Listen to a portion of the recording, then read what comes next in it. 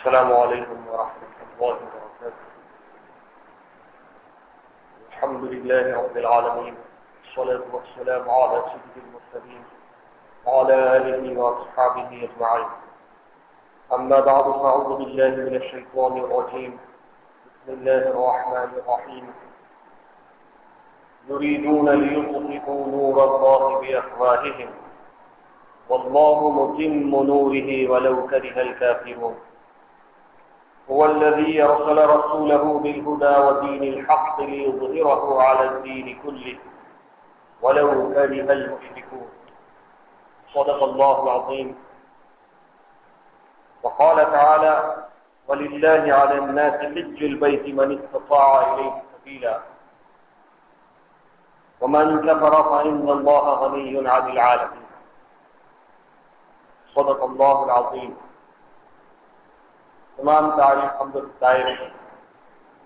اس خالق کائنات کے لیے سزاوار ہے جو اپنی ذات میں، اپنی صفات میں واحد و یکتا ہے، کوئی اس کا شریک و سہیم نہیں، اور وہی کائنات کا تنہا خالق بھی ہے، مالک بھی ہے، فرما روا بھی ہے، اور تمام تصرفات اسی کے قبضے قدرت میں ہیں۔ ہم گواہی دیتے ہیں کہ اس کے ساتھ کوئی شریک نہیں، وہی عبادت کے لائق ہے۔ درود و سلام ہو حضرت محمد مصطفیٰ احمد مصطفیٰ خاتم الانبیاء رسول اللہ صلی اللہ علیہ وسلم پر، جن کو اللہ تعالیٰ نے دین حق کے ساتھ روانہ فرمایا اور آپ کے ذریعے سے اپنے دین کی تکمیل فرمائی۔ حاضرین کرام، آج کی گفتگو کے دو حصے آپ کے سامنے آئیں گے۔ پہلا حصہ حضور نبی کریم صلی اللہ علیہ وسلم کی سیرت سے متعلق ہے اور دوسرا حصہ حج سے متعلق ہے۔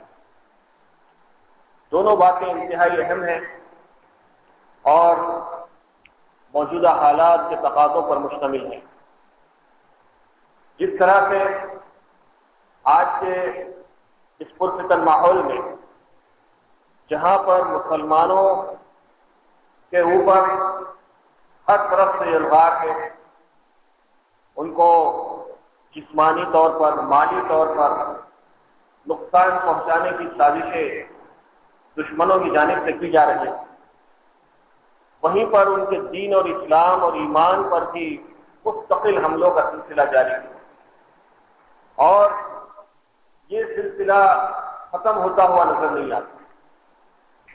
اگر ہم سیرت نبوی صلی اللہ علیہ وسلم کا مطالعہ کریں تو معلوم ہوتا ہے کہ ابتدا ہی سے نبی کریم صلی اللہ علیہ وسلم کے چراغ نبوت کو گل کرنے کی ناپاک کوششیں ہوتی چلی آ رہی ہیں، اور ہر موقع پر اللہ تعالیٰ نے دشمنوں کی سازشوں کو ناکام کیا اور اپنے نور کو مکمل کرنے کا اہتمام فرمایا۔ چنانچہ سورہ صف کی ان آیات میں اللہ تعالیٰ نے بالکل واضح طور پر اعلان فرما دیا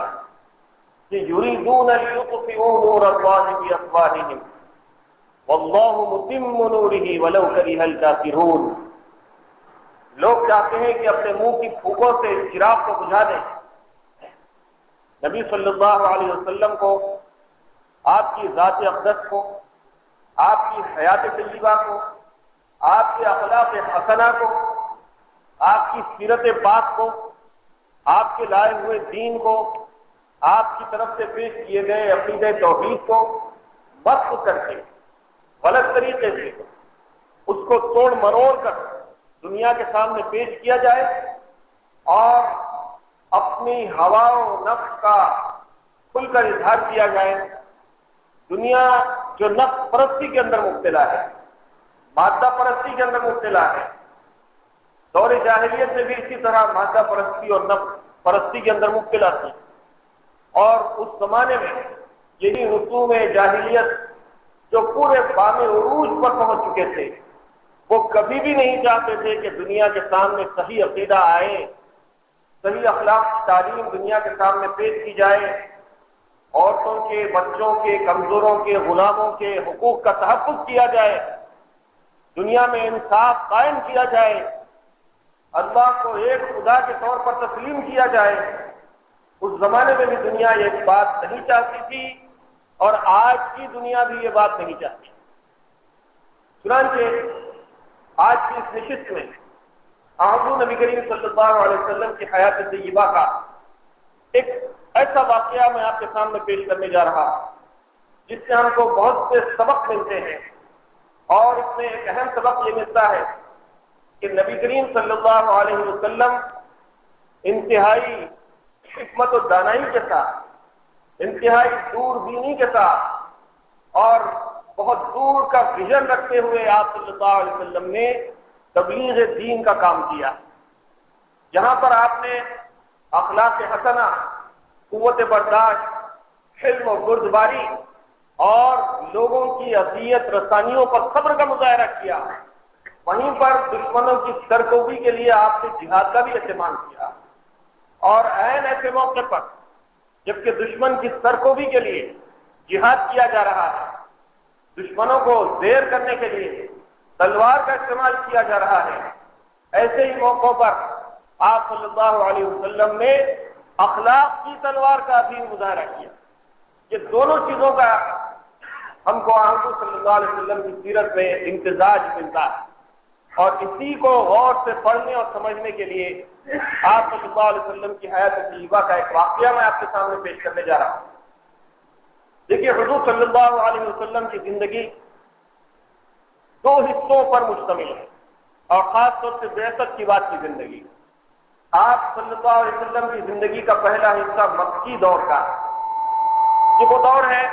جب کہ آپ صلی اللہ علیہ وسلم پر قرآن مجید کا نزول شروع ہوا،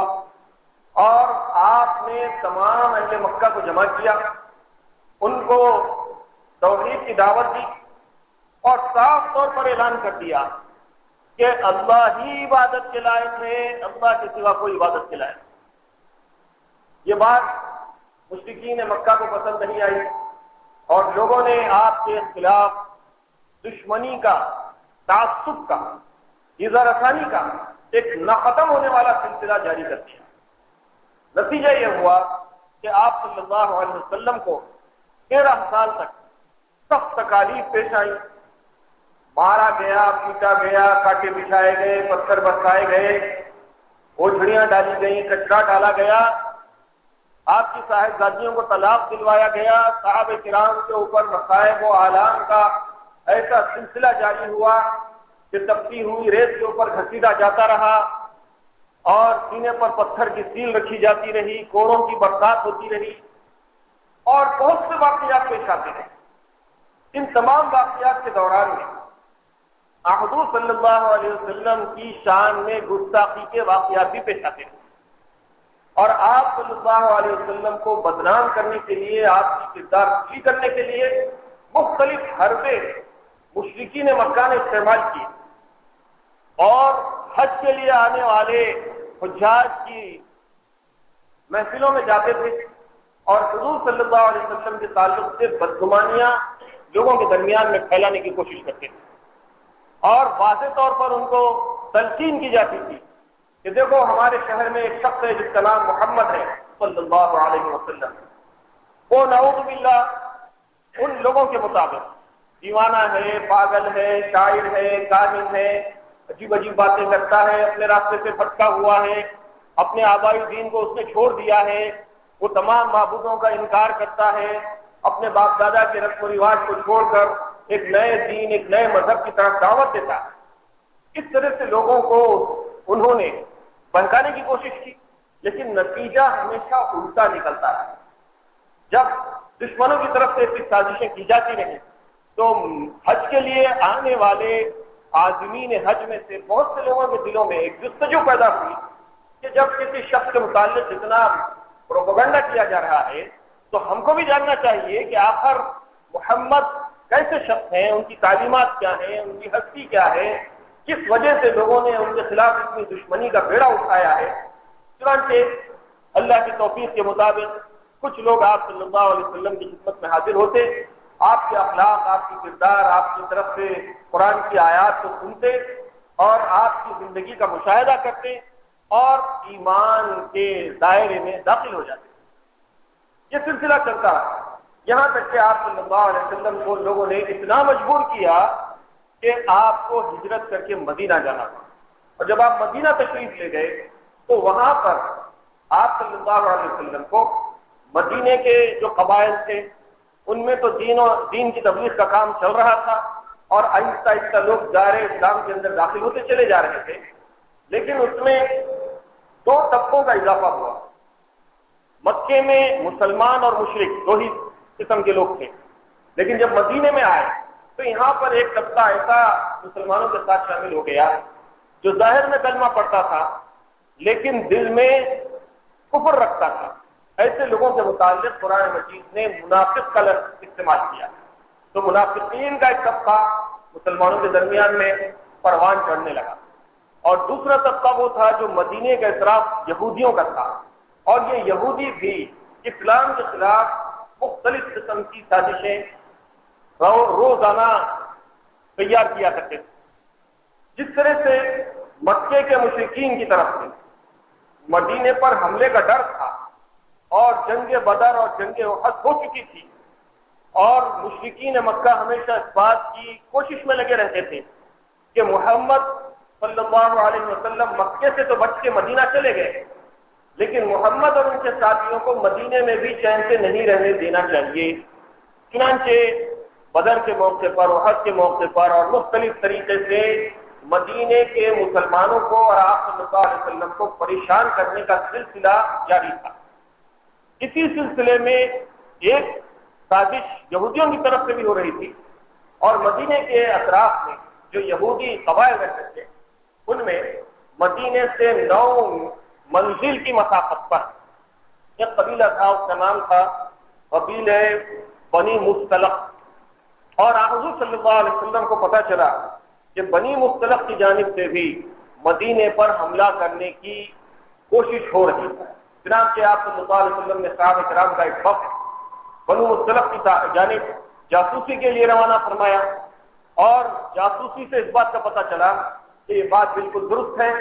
کہ بنو مستلق مسلمانوں پر حملہ کرنے کی کوشش کر رہے ہیں۔ تو آپ صلی اللہ علیہ وسلم نے قبل اس کے کہ ان کی طرف سے مسلمانوں پر حملہ کیا جاتا، مسلمانوں کو حکم دیا کہ تم بھی تیاری کرو۔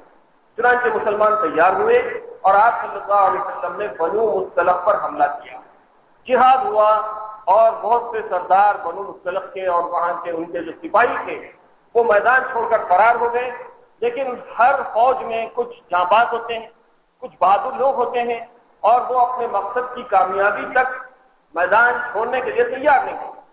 تو بنو مستلق میں بھی کچھ سپاہی ایسے تھے جنہوں نے مسلمانوں کا جم کر مقابلہ کیا، کافی تیر برسائے، لیکن مقابلے میں مسلمانوں کی جیت ہوئی، اور بنو مستلق سے بہت سے لوگ گرفتار کر لیے گئے، بہت سے لوگ میدان چھوڑ کر بھاگ گئے۔ آپ صلی اللہ علیہ وسلم جب بنو مستلق کے غزوے سے واپس ہو رہے تھے تو اس دوران ان کا ایک سردار تھا حارث بن ابی ذرار۔ حارث بن ابی ذرار جو بنو مستلق کا سردار تھا، اس کی بیٹی تھی جویریہ، اور وہ بھی گرفتار ہو کر مسلمانوں کے قید میں آ گئی، لیکن یہ سردار کی بیٹی تھی، اور اس نے حضور نبی کریم صلی اللہ علیہ وسلم کے اخلاق و کردار کے بارے میں پہلے بھی سن رکھا تھا، اور اس نے خود اپنے آپ کو پروپوز کیا، اور اس کی خواہش پر آپ صلی اللہ علیہ وسلم نے حضرت جویریہ سے نکاح فرمایا۔ جب آپ صلی اللہ علیہ وسلم نے حضرت جویریہ سے نکاح فرما لیا تو بنو مستلق کے جتنے فوجی مسلمانوں کی قید میں گرفتار تھے، مسلمانوں نے یہ سوچا کہ چونکہ بنو مستلق کے لوگ اب آپ صلی اللہ علیہ وسلم کے سسرالی رشتہ دار بن گئے ہیں، اس لیے حضور کے سسرالی رشتہ داروں کو قید میں رکھنا یہ ادب کے خلاف ہے، اگرچہ کہ وہ یہودی ہیں، سازشی ہیں، دشمنان اسلام ہیں، لیکن حضور کے سسرالی رشتہ دار ہیں، اسی لیے ایک اچھے پیغام کے طور پر مسلمانوں نے حضور صلی اللہ علیہ وسلم کی اجازت دی سے ان تمام قیدیوں کو رہا کر، اور یہ اخلاق کا ایک ایسا گہرا اثر پڑا کہ نہ صرف یہ کہ حضرت جویریہ حضور صلی اللہ علیہ وسلم کے نکاح میں آئی، اسلام انہوں نے قبول کیا، ام المومنین وہ بن گئی، اور ان کی وجہ سے ان کے قبیلے کے وہ سارے اسیران جنگ جو جنگ میں قید ہو کر مسلمانوں کے قبضے میں آ گئے تھے، رہائی حاصل کرنے میں کامیاب ہوئے، اور اخلاق و کردار کا یہ اثر اتنا گہرا پڑا کہ وہ تمام قیدی مسلمان ہو گئے۔ تو جہاں پر آپ صلی اللہ علیہ وسلم نے ایک قبیلے کے خلاف تلوار اٹھائی، وہیں پر آپ صلی اللہ علیہ وسلم کے اخلاق حسنہ کی وجہ سے اور مسلمانوں کے بہترین اخلاق و کردار اور حضور کے سسرالی رشتہ دار ہونے کی وجہ سے جو ان کے ساتھ حسن سلوک کیا گیا، جنگ کے قیدیوں کو رہا کر دیا گیا، یہ بات اور یہ واقعہ ایک اخلاقی تلوار کے طور پر گویا کہ ان کے سامنے ہوا، اور اس اخلاق کی تلوار نے ان کے بد کرداروں کو زیر کر لیا، اور وہ سارے کے سارے اس بات پر راضی ہو گئے کہ اسلام ہی امن کا مذہب ہے۔ یہ واقعہ سنانے کی وجہ یہ ہے کہ جہاں آج دنیا میں آپ صلی اللہ علیہ وسلم اور آپ کی تعلیمات اور اسلام پر مختلف طریقے سے کیچڑ اچھالنے کی کوشش کی جا رہی ہے، اور اس مذہب کو دہشت گردی کا مذہب بنا کر لوگوں کے سامنے پیش کیا جا رہا ہے، ایسے موقع پر ضرورت اس بات کی ہے کہ مسلمان ایک طرف تو احتجاج کریں اور قانون کے دائرے میں رہتے ہوئے اپنی ناراضگی کا بھرپور مظاہرہ کریں، وہیں پر دوسری طرف ہماری ملت کے جو ذمہ دار افراد ہیں اور جو ذمہ دار جماعتیں ہیں، ان کی طرف سے مہم یہ بھی چلائی جا رہی ہے۔ الحمدللہ یہ بالکل مثبت مہم ہے کہ حضور نبی کریم صلی اللہ علیہ وسلم کی سیرت کے اہم ترین پہلوؤں کو، اگرچہ کہ سیرت کا ہر پہلو اہم ترین ہے، لیکن اس میں بھی بہت زیادہ سوچ سمجھ کر موقع اور حالات کی نزاکت کے اعتبار سے دنیا کے سامنے ایسے واقعات پیش کیے جائیں جس سے دنیا کو یہ میسج ملے، یہ پیغام پہنچے کہ اگرچہ نبی صلی اللہ علیہ وسلم نے حسب ضرورت تلوار کا بھی استعمال کیا ہے، لیکن آپ صلی اللہ علیہ وسلم کی تلوار ملکوں کو فتح کرنے کے لیے، خزانوں کو جمع کرنے کے لیے، عورتوں سے شادیاں کرنے کے لیے، اور دنیا کے اندر اپنا اقتدار اور رعب اور دبدبہ جمانے کے لیے استعمال نہیں ہوتی تھی، بلکہ اللہ کی زمین پر اللہ کا قانون نافذ کرنے کے لیے، لوگوں کو اخلاق و کردار کی تعلیم دینے کے لیے، اور اپنے دشمن کے ساتھ بھی عین جنگ کے حالات میں بھی بہترین اخلاق، کردار، امن کا، سلامتی کا مظاہرہ کرنے کے لیے آپ صلی اللہ علیہ وسلم کا جہاد ہوا کرتا تھا۔ چنانچہ ایسے کئی واقعات بدر کے موقع پر بھی، جب اسیران بدر 70 مشرکین مکہ مسلمانوں کے ہاتھ قید ہو کر آئے،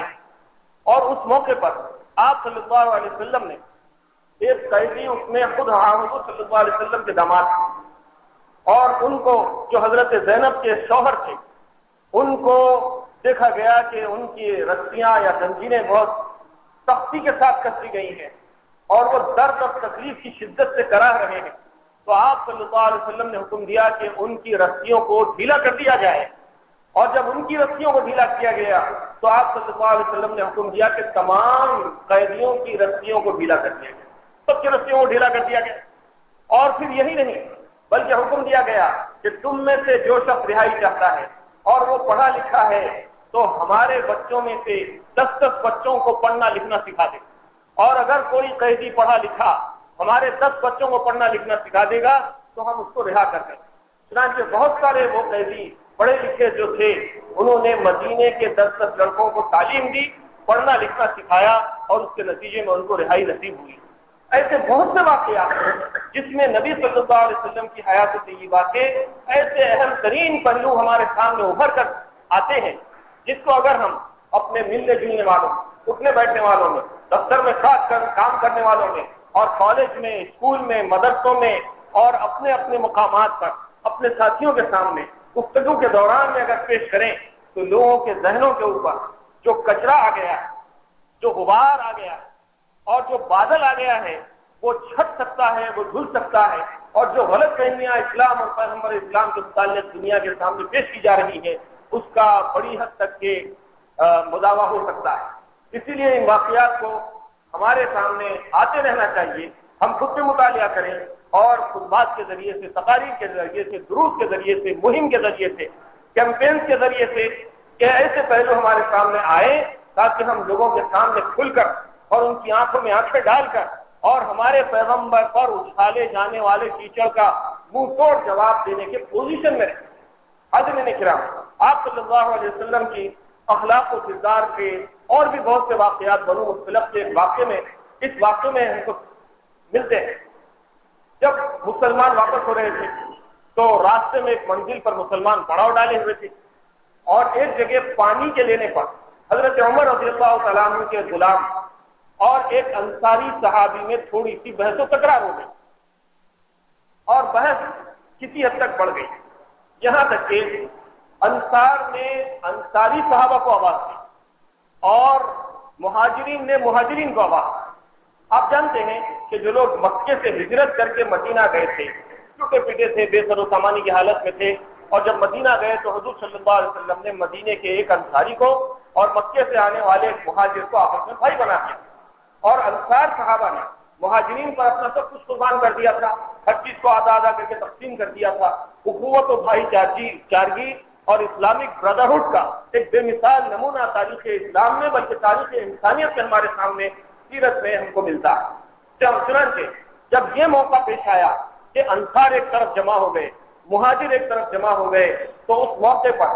انصار ہی میں سے مدینے ہی کا رہنے والا تھا عبداللہ ابن ابی، وہ منافق تھا۔ عبداللہ ابن ابی نے اس موقع کو غنیمت جانا اور وہ سمجھتا تھا کہ یہ موقع ہے کہ مسلمانوں کے اندر دشمنی کی اور آپس میں لڑائی لڑانے کی ایک ایسی چنگاری کو بھڑکایا جائے جس کی آگ میں مسلمان جل کر بھر جائیں۔ چنانچہ اس نے کہا کہ دیکھو، تم نے مہاجرین کو سپورٹ کی، ان کو ہر چیز سے سپورٹ کر کے یہاں تک لے آئے کہ گویا ایسی مثال ہے کہ اپنے کتے کو کھلاؤ پلاؤ اور وہ جب طاقتور ہو جائے تو ہم ہی کو کاٹنے کے لیے آئے۔ یہ الفاظ اس نے استعمال کیے اور ان الفاظ کی وجہ سے انصار کے اندر اور جوش بڑھ گیا اور مہاجرین کے اندر بھی جوش بڑھ گیا۔ عین ممکن تھا کہ مسلمان آپس میں لڑ جاتے۔ ایک نوجوان صحابی نے جب یہ گفتگو سنی تو آ کر حضور نبی کریم صلی اللہ علیہ وسلم کی خدمت میں سارا واقعہ پیش کیا۔ حضور صلی اللہ علیہ وسلم سے حضرت عمر رضی اللہ تعالیٰ عنہ نے اجازت طلب کی کہ اے اللہ کے رسول، یہ جو ظالم ہے عبداللہ ابن ابی، یہ بڑا گستاخ ہے۔ اور اس موقع پر عبداللہ ابن ابی نے ایک اور کمنٹ پاس کیا تھا، اس میں یہ بھی کہا تھا کہ ہم انصار مدینے کے رہنے والے باعزت لوگ ہیں، یہ مہاجر لٹے پیٹے مکے سے آئے ہیں اور ہم عزت دار لوگ ہیں اور یہ ذلیل لوگ ہیں۔ اب دیکھیں گے کہ ہم میں سے عزت دار لوگ مدینے میں پہلے داخل ہوں گے اور ذلیل لوگ مدینے میں داخل نہیں ہو پائیں گے۔ یہ کامنٹ بھی بڑا تکلیف دہ تھا۔ یہ دو باتوں کی وجہ سے حضرت عمر رضی اللہ تعالیٰ حضور صلی اللہ علیہ وسلم کی خدمت میں حاضر ہوئے اور اجازت طلب کی کہ اللہ کے رسول آپ اجازت دیجیے کہ میں عبداللہ ابن ابی کا سر قلم کروں، اس کی گردن اڑا دوں۔ حضور صلی اللہ علیہ وسلم نے فرمایا کہ وہ کلمہ پڑھتا ہے اور اپنے آپ کے مسلمان ہونے کا اعلان کرتا ہے، اس لیے کسی مسلمان کو مسلمانوں کے ہاتھوں قتل نہیں کیا جا سکتا، میں اس کے قتل کی اجازت تم کو نہیں دے سکتا۔ چنانچہ یہ بات جب ہوئی اس کے بعد حضور صلی اللہ علیہ وسلم نے ایک عجیب طریقہ اختیار کیا۔ جب کوئی قافلہ سفر میں ہوتا ہے تو اس زمانے میں سفر کرنے کا یہ طریقہ تھا کہ صبح اگر سفر کیا جاتا تو شام کے ڈھلتے ڈھلتے کسی جگہ پڑاؤ کیا جاتا اور رات میں تھوڑا سا ریسٹ لے لیا جاتا، اور اگر صبح کے بجائے شام میں سفر شروع ہوتا تو رات بھر سفر کرنے کے بعد صبح میں کسی منزل پر قیام کیا جاتا، پڑاؤ ڈال کر ریسٹ لیا جاتا۔ لیکن جب مسلمانوں کے درمیان میں لڑائی جھگڑے کی بات ہوئی اور آپس میں تناؤ پیدا ہو گیا، کشیدگی ہو گئی، تو آپ صلی اللہ علیہ وسلم نے قافلے کو روانہ ہونے کا حکم دیا۔ قافلہ روانہ ہوا، دن بھر چلتا رہا، رات میں بھی حضور نے پڑاؤ ڈالنے کی اجازت نہیں دی، رات بھر قافلہ چلتا رہا، دوسرے دن بھی آدھا دن تک قافلہ چلتا رہا۔ اس طرح سے ایک دن ایک رات اور پھر دوسرا بھی آدھا دن پورا کا پورا قافلہ چلتا رہا۔ اور اس کے بعد جب لوگ بہت زیادہ سفر سے تھک کے چور ہو گئے اور اپنی اپنی ضروریات پوری کرنے کی طرف مائل ہو گئے اور کل جو جھگڑا اور آپس میں تناؤ پیدا ہو گیا تھا اس کو ان کے دل و دماغ میں تھوڑا سا دور کر دیا گیا، اس وقت آپ صلی اللہ علیہ وسلم نے وہاں پڑاؤ کرنے کا حکم دیا اور لوگ آپس کی تھکان کی وجہ سے جو تلخی پیدا ہو گئی تھی اس کو بھول گئے۔ یہ ایک اسٹریٹجی تھی، ایک طریقہ کار تھا، اور گویا کہ جس طرح سے کرفیو لگا دیا جاتا ہے کہ لوگوں کو بند کر کے ایسا مجبور کر دیا جائے کہ وہ لڑائی جھگڑے کے بجائے اپنی ضروریات پوری کرنے کی طرف متوجہ ہو جائیں، اسی طرح سفر کا کرفیو جو ہے کہ گویا کہ آپ صلی اللہ علیہ وسلم نے لگا دیا کہ مسلسل 2 دن رات سفر کرتے رہو، اور اس کے بعد جب لوگ تھک گئے تو پھر وہاں پڑاؤ ڈالا گیا۔ اور اس موقع پر عبداللہ ابن ابی کے صاحبزادے حضرت عبداللہ جو سچے اور پکے مسلمان تھے، حضور صلی اللہ علیہ وسلم کی خدمت میں حاضر ہوئے، اور اس دوران ایک افواہ یہ اڑ رہی تھی کہ حضور صلی اللہ علیہ وسلم عبداللہ ابن ابی کو قتل کرنے کا حکم دینے والے۔ تو حضرت عبداللہ بھی حضور کی خدمت میں آئے اور آ کر پوچھنے لگے کہ اے اللہ کے رسول، لوگوں کے درمیان میں یہ بات مشہور ہو رہی ہے کہ آپ میرے باپ کو قتل کرنے کا حکم دینے والے، اور آپ کو یہ بات معلوم ہے کہ میں اپنے باپ سے بے پناہ محبت کرتا ہوں، اگر کوئی شخص میرے باپ کا قتل کرے گا تو میں اپنے باپ کے قاتل کو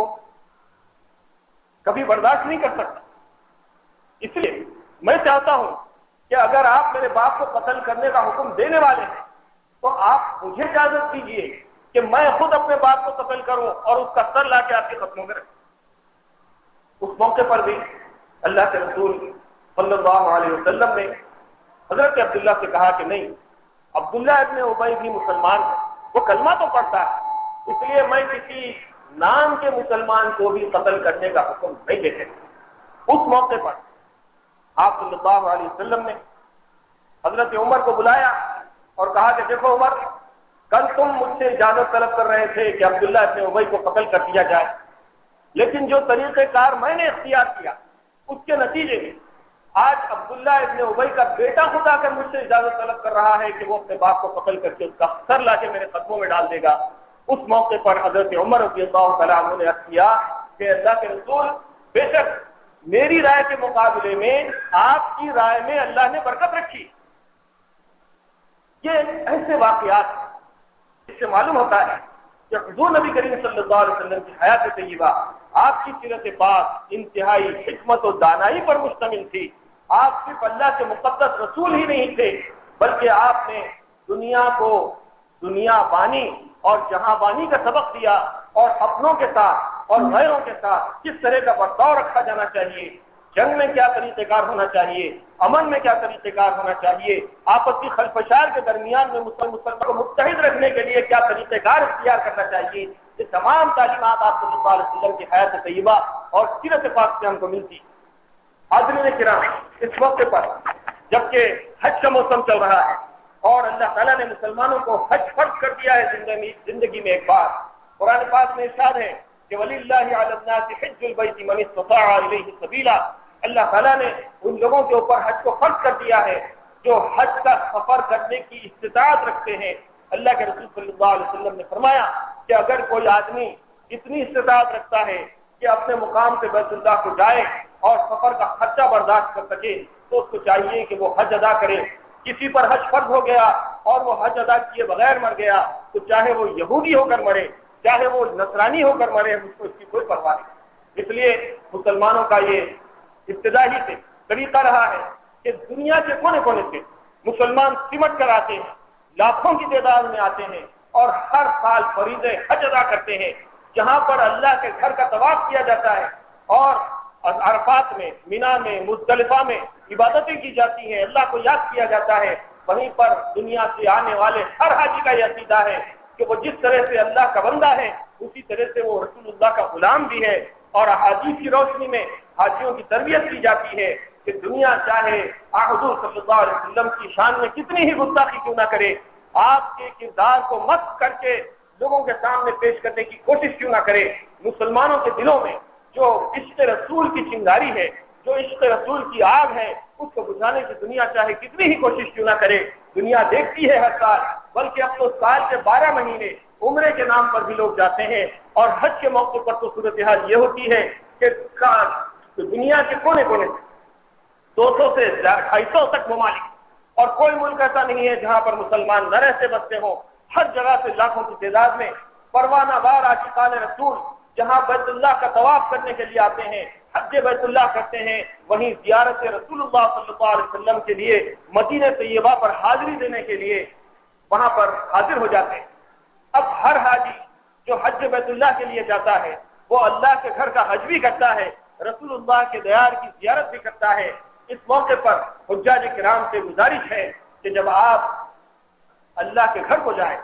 اور رسول اللہ کے دربار میں پیش ہوں تو وہاں پر جانے سے پہلے جہاں حج کے مسائل سیکھیں،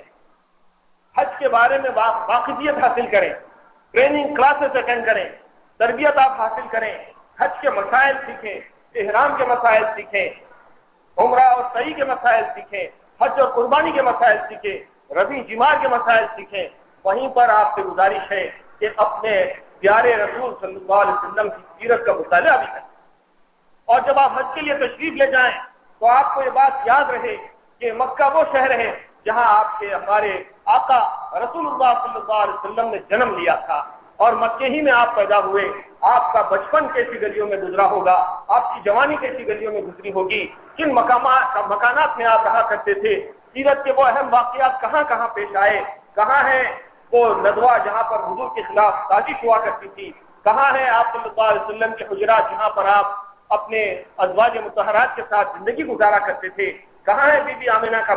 مقبرہ، اور کہاں ہے حضرت عبداللہ کی قبر، اور کہاں ہے حضرت عبد المطلب، اور کہاں ہے ابو طالب، اور کہاں ہے دشمنان اسلام، ابو جہل کہاں جا کر ختم ہوا، ابو لہب کا کیا انجام ہوا، ہندا کا کیا حال بنا، اور وحشی کا کیا حال ہوا۔ سیرت پاک کے وہ واقعات کو بھی آپ پڑھ کر جائیں اور یاد رکھیں کہ مکے کا ایک ایک حصہ، مکے کا ایک ایک ذرہ حضور صلی اللہ علیہ وسلم کی حیات طیبہ سے منور ہے۔ اور پھر اس کے بعد جب آپ نے ہجرت فرمائی ہے تو کس طرح سے آپ غار میں رہا،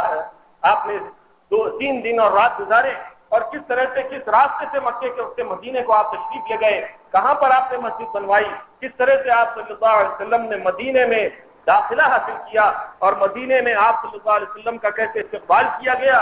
اور مدینے کے انصار حضور صلی اللہ علیہ وسلم پر کیسے اپنے مال کو، اپنی جان کو فدا کرتے تھے، وہ واقعہ بھی یاد کرنے کے قابل ہو سکتا ہے۔ جبکہ آپ اونٹنی پر سوار ہیں، مدینے میں داخل ہو گئے ہیں، ہر مدینے کا انصاری صحابی اور ہر خاندان اور قبیلہ اس بات کی تمنا لیے ہوئے ہے کہ اللہ کے رسول ہمارے گھر میں مہمان بن کر آ جائیں۔ اور ایک ایک آدمی کے گھر کے سامنے سے حضور کی ناقہ جب گزرتی تھی تو ہر ایک کا دل درس جاتا تھا، خوشی کے مارے جھوم جاتا تھا، آنکھ میں آنسو آ جاتے تھے، اور وہ چاہتا تھا کہ حضور صلی اللہ علیہ وسلم کی یہ ناقہ جس کو اللہ نے معمور کر دیا ہے کہ وہ جس گھر کے سامنے بیٹھ جائے اسی گھر میں اللہ کے رسول مہمان بن جائیں گے۔ تو ہر صحابی کی یہ تمنا تھی، اور ان کا دل کانپ رہا تھا، لرز رہا تھا، اور متمنی تھا کہ اللہ کے رسول ہمارے گھر میں مہمان بن جائیں۔ لیکن وہ ناقہ جب گزر جاتا تو ان کے دلوں کے اوپر کیا گزرتی تھی۔ اسی طرح سے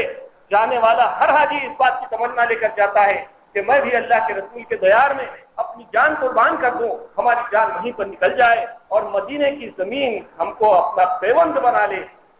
لیکن حالات اجازت نہیں دیتے، تقدیر اپنی جگہ مقدر ہے اور آدمی کو واپس آنا پڑتا ہے۔ جس وقت دیار نبی چھوٹتا ہے تو آدمی کو معلوم ہے کہ اس کے دل کے اوپر کیا چیز گزر جاتی ہے۔ حضرین کرام،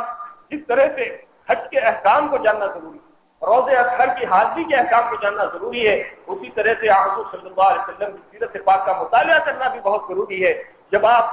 سیرت بھی پڑھیں گے اور مسائل سے بھی واقف ہوں گے، حج بھی ادا کریں گے، زیارت روزے اطہر کے اوپر بھی آپ حاضری دیں گے، اور حضور صلی اللہ علیہ وسلم کی بارگاہ میں درود و سلام کا نذرانہ بھی پیش کریں گے، اس وقت آپ کا اور ہمارا دل ایمان کی روشنی سے جگمگا اٹھے گا، ہمارا ایمان تازہ ہوگا، اور ہم کو اندازہ ہوگا کہ ہم جن حالات میں زندگیاں گزار رہے ہیں ہمارے تو دعوے صرف زبانی ہیں۔ اب جب ہم اللہ کے گھر کی زیارت کر چکے، رسول اللہ صلی اللہ علیہ وسلم کے روزے کی زیارت کر چکے، تو اب جب ہم حاجی بن کے لوٹ رہے ہیں تو ہم کو سنتوں کو اپنانا چاہیے، رسول اللہ کی تعلیمات کو اپنی زندگی میں لانا چاہیے۔ زندگی میں جس جدوجہد کے ساتھ اللہ کے رسول نے اللہ کے دین کو قائم کیا تھا، قرآن کو قائم کیا تھا، لوگوں کے تمام تکالیف کو برداشت کیا تھا، ہم کو بھی چاہیے کہ ہم اپنی ذات پر اسلام کو قائم کریں، اپنے گھر کے اندر اسلام کو قائم کریں، اور اپنی آبادی میں، اپنی بستی میں اسلام کے قیام کی جدوجہد کے اندر مصروف ہو جائیں۔ اگر یہ ہمارا جذبہ ہوگا تو حجاج کا حج بھی قبول ہوگا، اور رسول اللہ کے حضور میں زیارت قبر کا اور درود و سلام کے گزارنے کا صحیح حق ہم کو حاصل ہوگا۔ اللہ تعالیٰ سے دعا ہے کہ جو کچھ کہا سنا گیا ہے اللہ تعالیٰ اس کو قبول فرمائے، اور دور حاضر میں جس فتنوں سے یہ امت گزر رہی ہے ان فتنوں کا بامردی کے ساتھ مقابلہ کرنے کی امت مرحومہ کو اللہ تعالیٰ توفیق نصیب فرمائے، اور دلوں کو ہمارے جو منتشر ہو گئے ہیں اللہ تعالیٰ اتحاد نصیب فرمائے۔ ہمارے دلوں سے اگر کسی قسم کا نفاق ہے تو اس کو دور فرمائے، اور ظالموں کا، کافروں کا، اور یہود و نصارہ کا اور مشرکین کا